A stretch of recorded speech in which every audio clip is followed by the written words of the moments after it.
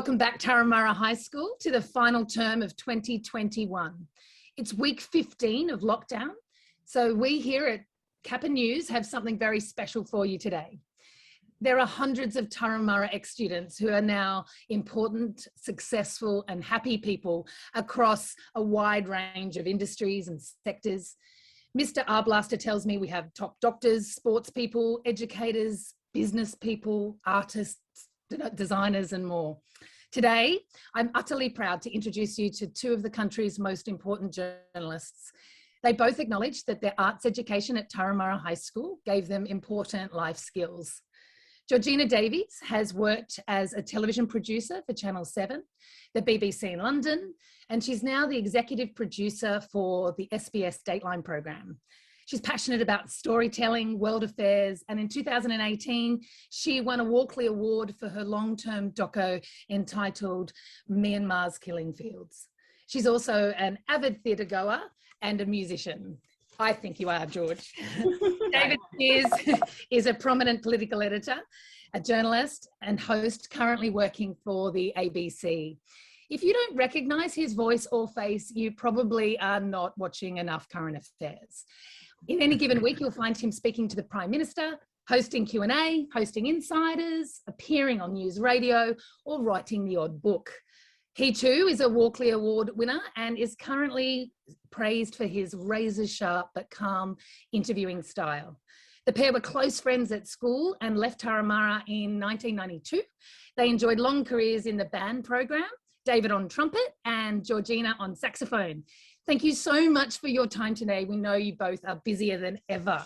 Welcome to Kappa News. How are you? Good. Yeah, I'm great. I'm so thrilled to be doing this. I really am. It's very exciting. Oh, thank you. Yeah.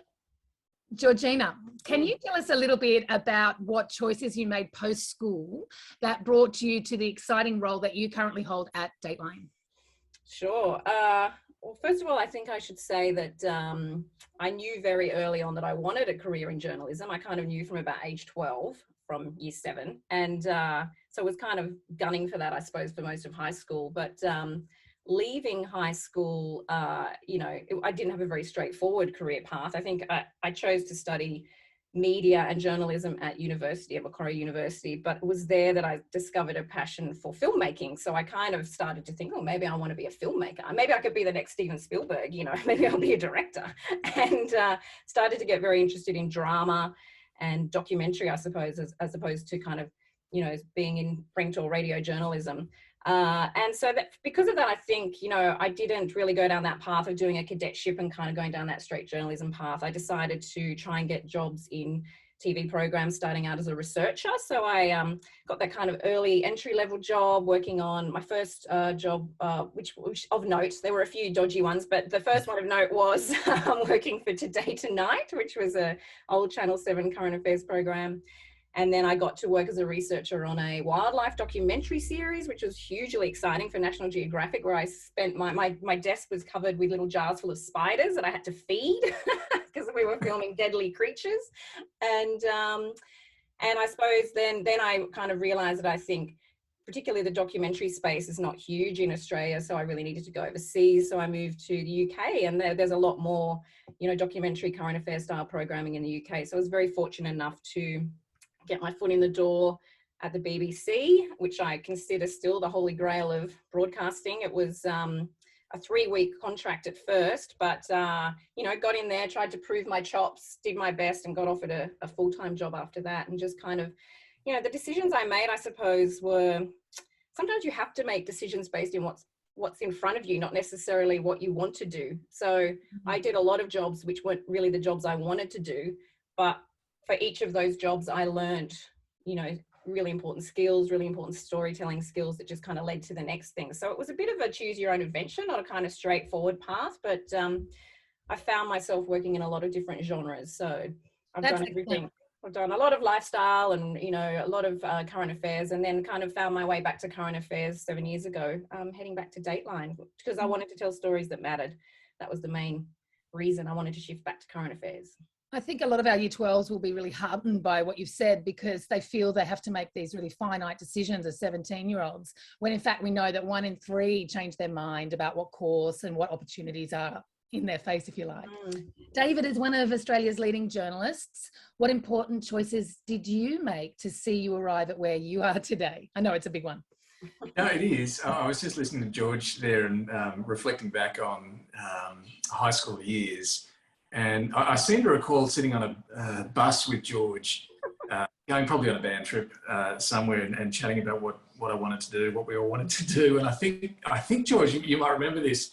I was weighing up whether to be a farmer at one point, because I had sort of family roots in the country, whether to be a musician, because I was really into band and playing trumpet and, had great dreams of being the next big thing as a trumpet player, if there is such a thing. But I always loved journalism too, because I guess in year 10, 11, 12, I really started to consume a lot of political and became a voracious reader of newspapers and was just fascinated by, I guess, at that age, the world sort of opening up. And it really piqued my interest what was going on. Back then it was the end of the Cold War and a lot was happening economically as well. And I thought, this is pretty cool. I'd like to find out more about all of this. And I loved reading journalism and watching it, and thought that looks like a pretty fun thing to do. And it is. It's a hell of a lot of fun. So after school, I went to uni, and a lot of journalists will tell you that's not necessarily the best path to go down. And look, I certainly found in my journalism degree that I did, which was at Canberra Uni, there was a lot of stuff that I was not really necessary to know about as a journalist.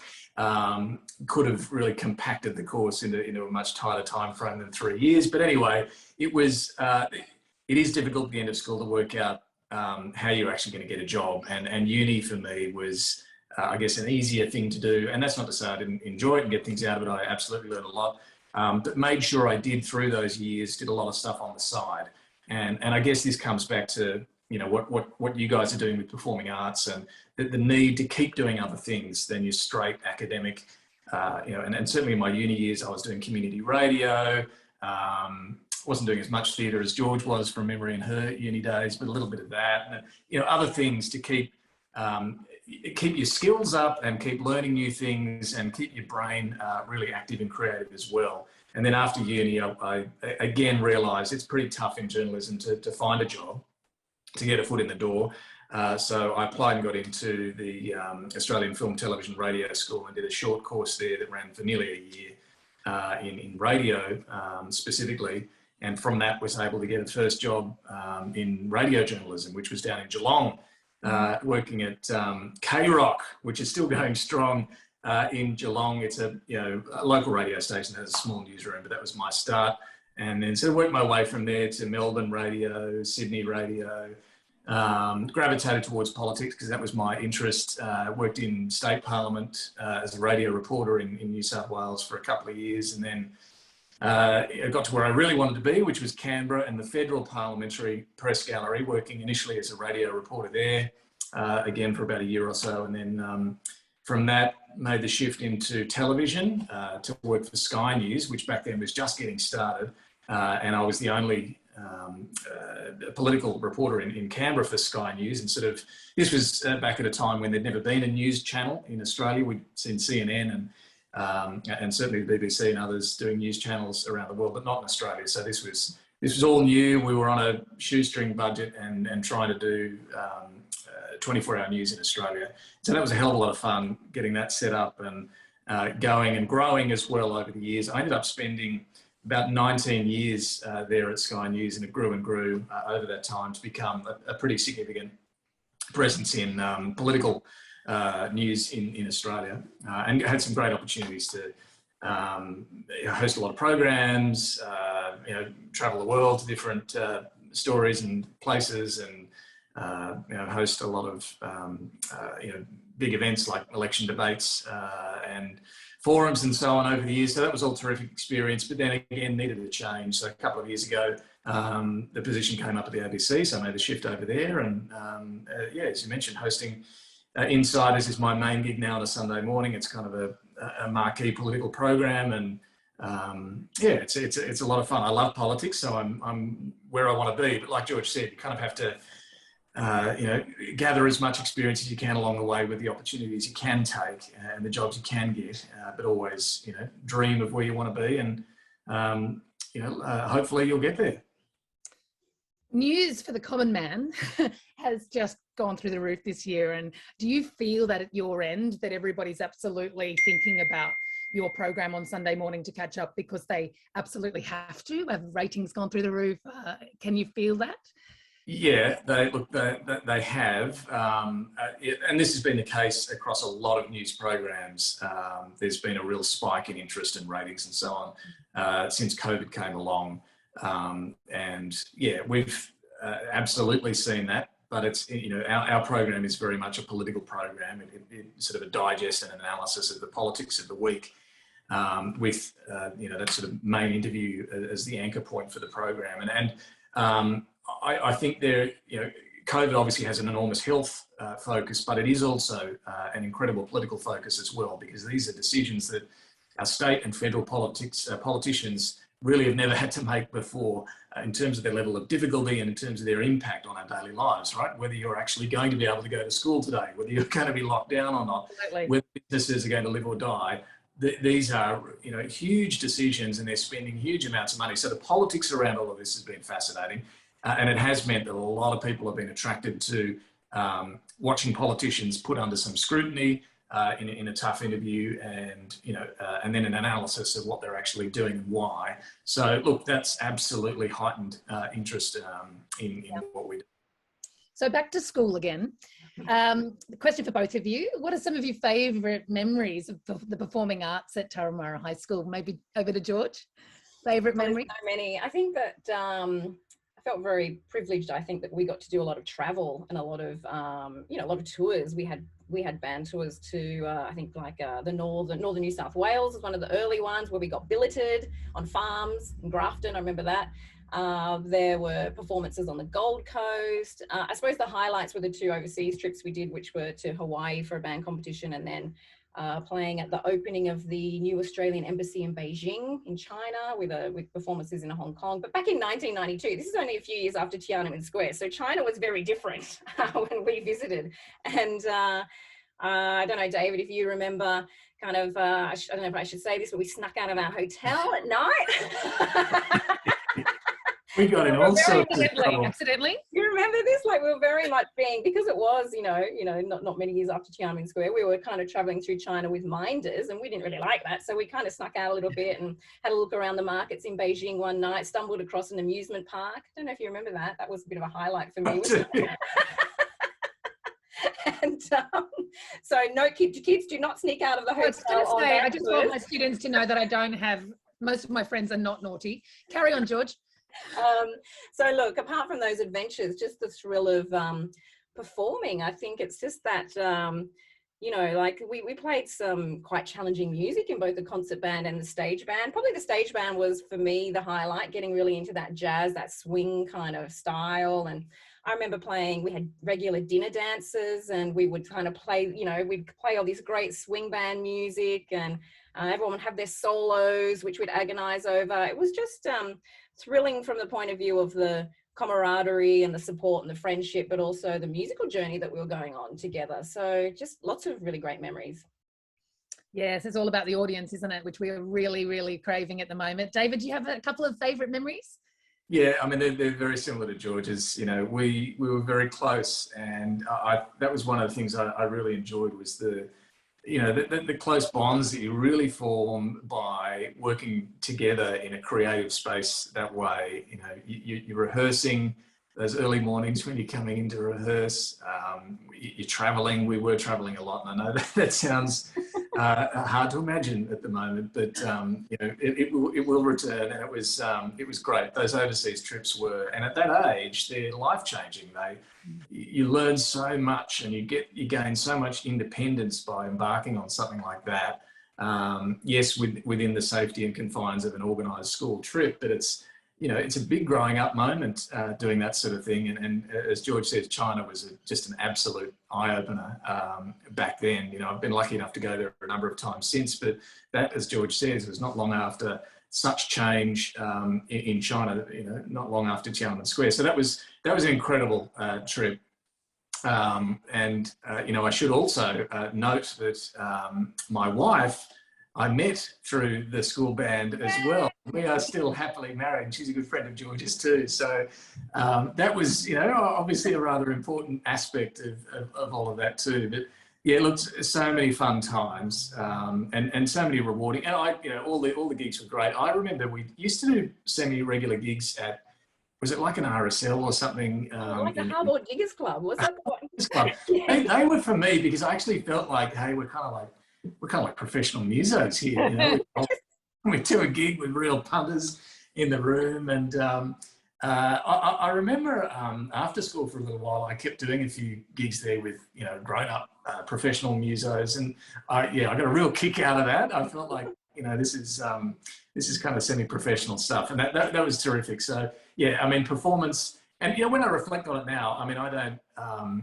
play as much music as I should anymore, but the whole aspect of putting in preparation, rehearsal, practice, and knowing that you've got a performance coming up, and then seeing the dividends, the rewards of all of that work, it is actually pretty similar to, you know, what I do now. So I'll spend my week, you know, yes, I do other things, but my main thing is that Sunday morning television program.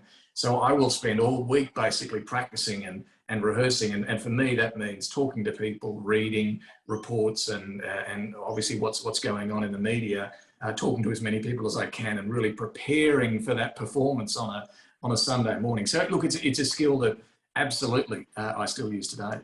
Well done for answering my next question, so I don't have to ask it. I was George, going you want to say something? I was just going to jump in there because I agree, David. There's a lot of, you know, that preparation, that having to show up to rehearsal prepared, so you're not letting the others down. You know, it's very much, you know, a skill that I use today as well. You don't show up to a meeting unprepared. You don't miss a deadline. You know, it's just a skill you have to have, that you've got to show up prepared. But also another interesting spin-off from that is, I think you also have to have trust in others. You also have to trust that everybody else in your band is going to show up prepared. And I think that's really helped me as a life lesson. Like, you know, I think, you know, I manage a team of about 15 people to make a weekly current affairs program, and you have to have trust that they're going to show up and do their part, because you can't do it all. You know, you have to have that trust in the team coming together to make it work. And that's something that very much you learn from music, the coming together and trusting, okay, the saxophone parts, that's me and I've done it, but oh gosh, has David got the trumpet part right? Of course he has. You know, he's the oboe part right. Of course they are. Of course they've done their bit. And then it all comes together and makes something wonderful. And I think that's, yeah, very much in our industry when we make TV programs, it's you know, all those skills come together. And so many industries, you can't be a fabulous leader unless you know how to collaborate and let go of that uber control, if you like, and the real joy you get as a teacher even to step back and have young people just being creative and playing and experimenting, and you stepping away. You don't realize as a young teacher that that's allowed, but it's really exciting when collaboration works. Oh, great. So right now at Turramurra, there are students that have had 2 years of cancelled performances, restrictions to live shows. We've had all sorts of HSC performances ready to be showcased and then exams cancelled.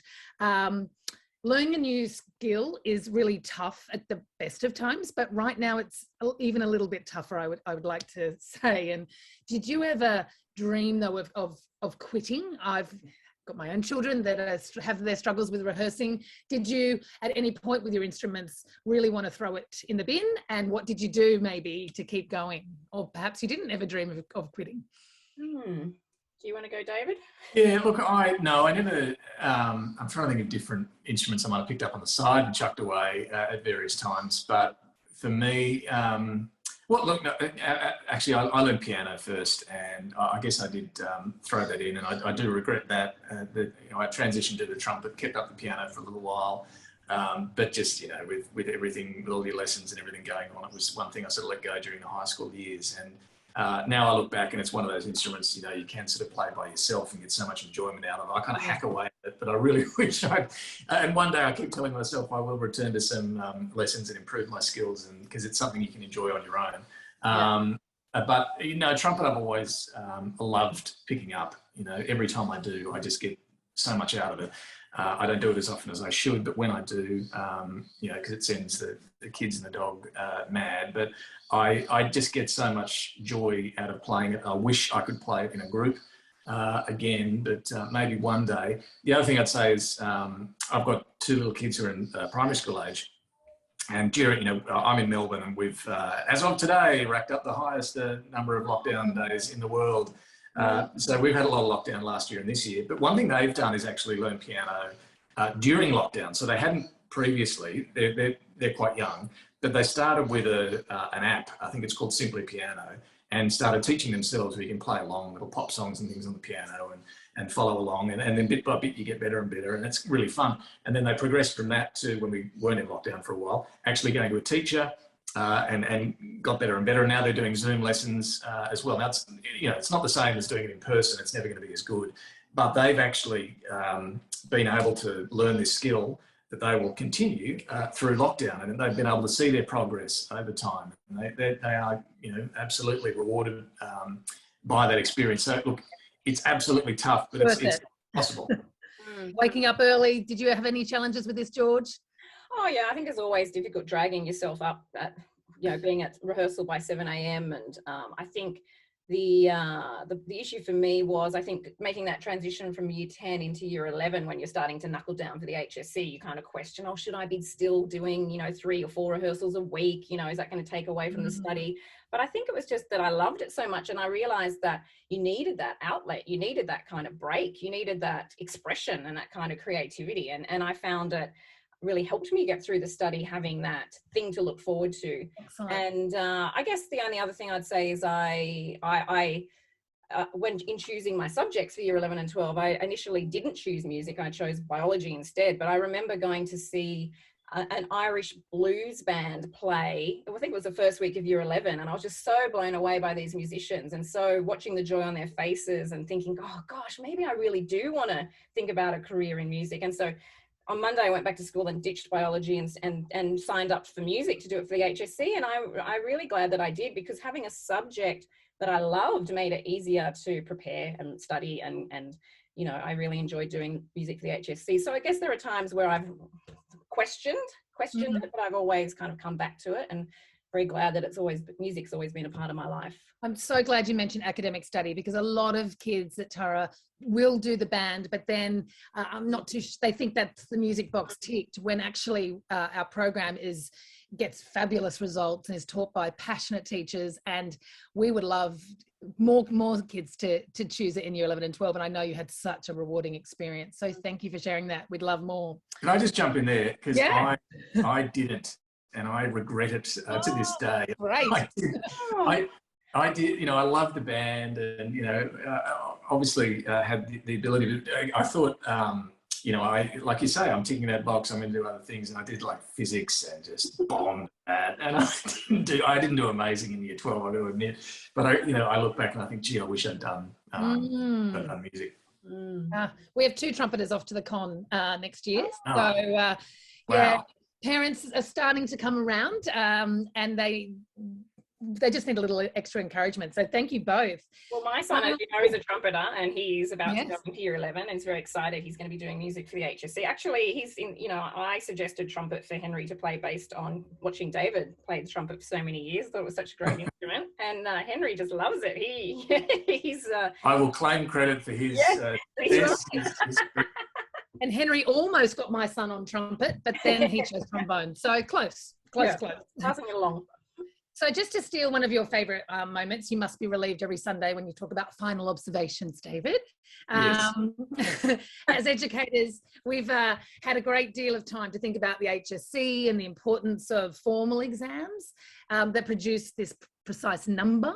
And we're looking at universities and employers that are actually looking at skills outside of that ATAR, if you like, that are really important, that you might get by being in the musical. I hear you might have been in a musical, David, or on the sporting field, Duke of Edinburgh program, or volunteering. in the community. All of those things show a really lovely breadth of skills and empathy that we know we're going to need. We know we're going to need creativity and collaboration and all of those beautiful things. What are your thoughts on what kids that are 17 right now might need as they launch into their lives post-school? Either of you can answer this. George, you go. Go, George. They Well, need to be good people and to be have good people. successful and Wow. happy lives. Yeah, I'm going to throw everything at you. Well, I guess if I bring it back to the performing arts, like we've kind of mentioned, I guess performing arts builds your confidence, right? So, you know, like if you need to stand up and speak in front of people or lead something, that having those performing arts skills is very, you know, beneficial and useful. I found it certainly very useful, particularly theatre. Like doing theatre has just changed my ability to kind of, you know, speak in front of people. But the collaboration is another really important part of the performing arts. You learn to collaborate, you learn to show up prepared, you learn, but I mean, even just being creative, I think can affect your career so much. To be able to think creatively. I often think about the half-hour episodes we make on Dateline like an orchestral piece of music, the way that they have their ebbs and flows and their pace and the way that they build and shape and when you want to feel emotion. Like I think all of that instinct in how to tell a story has come from, you know, that experience of playing music and doing theatre. And so there are so many, and I can only talk from a media perspective. I don't know how much performing arts is going to help you if you're a lawyer or a doctor or an accountant or any other kind of career, but certainly for me, it's given me confidence. It's given me, you know, like I guess a kind of creative outlet that's kind of played through my whole career. It's made me I've had great friendships that have formed and learned to trust others and rely on others and have that great collaboration. I don't know, those kind of things. That's the kind of answer you're looking for. Perfect. What makes a great person? Being a good human being, you know. Being a good human And sometimes we do have to work with people that we wouldn't personally handpick.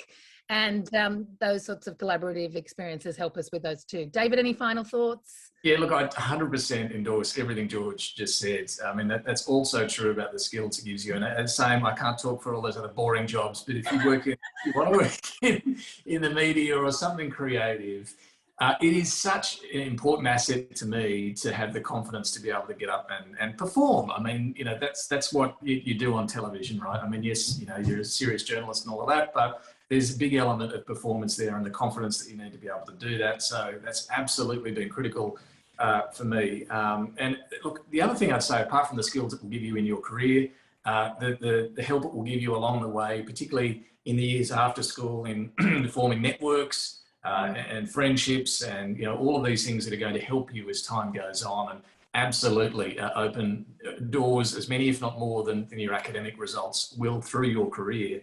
It's just bloody fun, right? It's so much fun. If you get a chance to get in a musical, play in a band, perform in theatre, it's just great fun. And you've got to have fun in life. That's the main thing, right?